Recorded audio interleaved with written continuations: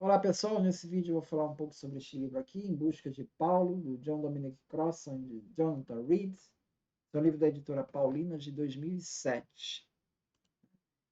Destaca John Crossan, né, que a controvérsia entre fé e obras, na verdade, se dava com a obrigatoriedade de que os gentios convertidos seguissem as leis alimentares kosher e a circuncisão. Então, não era obras em geral, né? Ele diz assim: não existe um conflito entre fé e obras, mas entre obras da fé e obras da lei. A questão são as obras da lei. É você seguir essas leis de circuncisão e leis alimentares kosher, exigir isso dos gentios convertidos. Não é a obra geral. Como os primeiros apóstolos itinerantes, seria razoável supor que tenham sido considerados apenas homens para esta missão. No entanto, nas comunidades paulinas, são inúmeras as mulheres saudadas por Paulo em suas cartas, com um importante papel missionário. Temos aí a Febe, a Priscila, a Júnia, Trifena, Trifosa, Pérside, Júlia e outras mulheres não nomeadas. Em especial, Júnia é considerada por mais de 1.200 anos pela Igreja como a esposa de Andrônico, que aparece em Romanos 16,7, quando então passou a ser considerado como homem, passou a ser Júnior. Isso diante da calorosa saudação de Paulo a uma apóstola importante. Então, isso causava um certo constrangimento, e depois de um determinado tempo, os copistas passaram a escrever Júnior ali, apagando essa mulher da história. John Crossan destaca que nas primeiras comunidades cristãs, a Eucaristia era uma refeição completa, um banquete, em que todos traziam uma parte da comida e depois repartiam entre todos. Em 1 Coríntios 1, 21, Paulo já denuncia os abusos em que cada um se apressava a comer a sua parte, enquanto o outro passava fome, ao invés de fazer uma refeição comunitária. Depois isso virou uma refeição simbólica.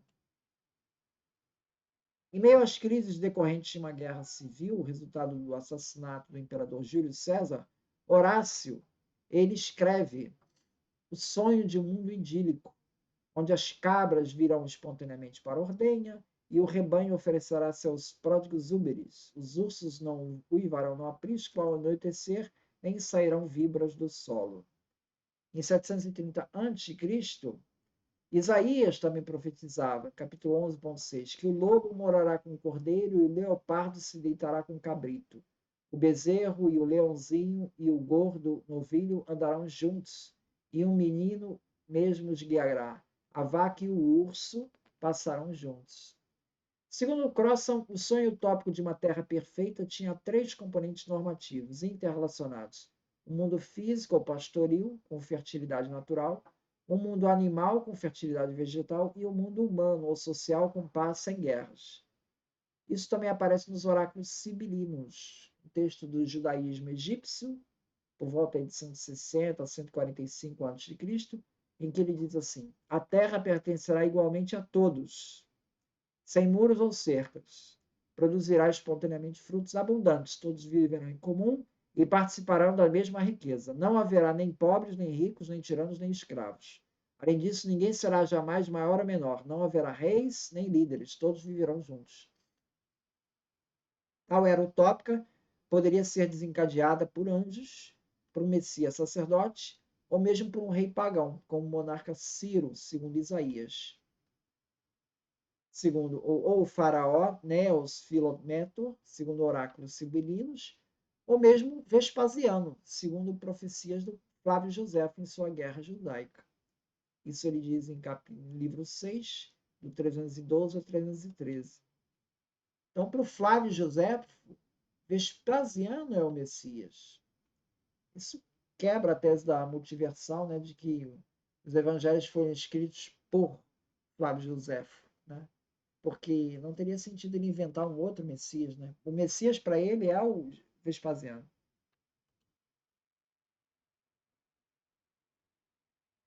John Crossan concorda que o cristianismo redefiniu o conceito de ressurreição que acreditavam os fariseus. Ele diz assim: a principal e inesperada transmutação do judaísmo farisaico para o judaísmo cristão foi a proclamação de que a ressurreição geral já começara, quando Deus ressuscitou Jesus de Nazaré dentre os mortos.